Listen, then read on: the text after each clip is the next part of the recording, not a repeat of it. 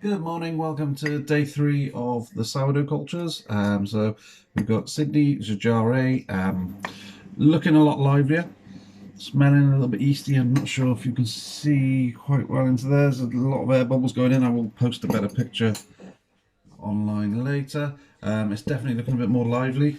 And we're only on day 3, so good signs. So we're going to do the feeding stage. So for jar A, we're just going to remove half of the mix and then replacing with fresh flour and water. But like I say, you can see there's a lot more air bubbles in there.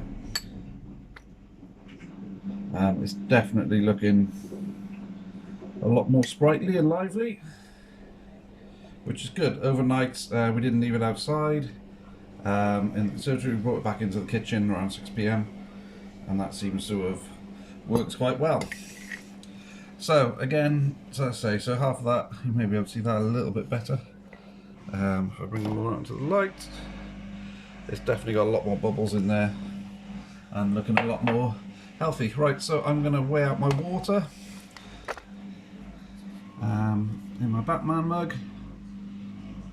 Just see, never seen me and Batman in the same room. Thanks to Moo for that prosy. That's a few. So what we're going to do, we've got 20 grams of flour and 20 grams of plain flour, 20 grams of bread flour. So to this then we're going to add 40 grams of water.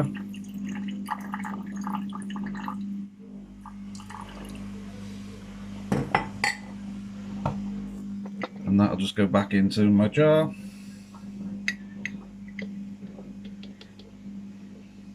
So again, just feeding the mix with fresh flour and fresh and tepid water. Again, water sat around about 29 degrees, so we're going to mix that in after now. And then for jar B, we're looking at Cedric again. It's showing some good signs. Not as lively as jar A, I would say. I think Cedric's a bit more laid back.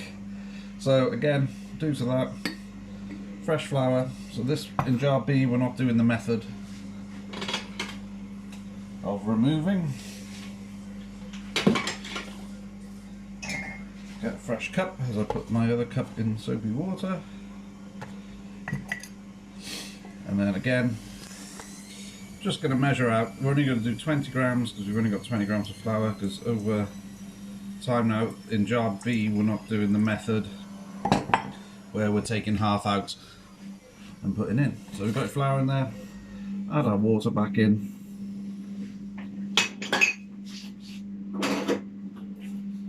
And then we're just going to give it a little mix up. And it's not quite as sunny today, but I'm going to put them back out in my conservatory because it does take the heat better out there. And then again, just at night, bring them in.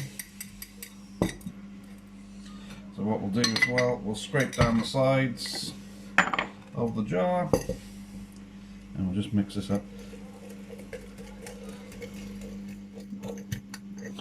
So now, on day 3, you may start seeing a little bit of rise and fall, which is perfectly natural. This is as the yeast starts to grow. So we've started to develop that culture in there, and it's taken in the carbon dioxide, then it'll start creating bubbles, which hence why we've got larger jars to allow that rise and fall. We'll see you tomorrow for day 4. I'm going to do short crust pastry later, which I'll post up as well, but we'll make a corned beef pie.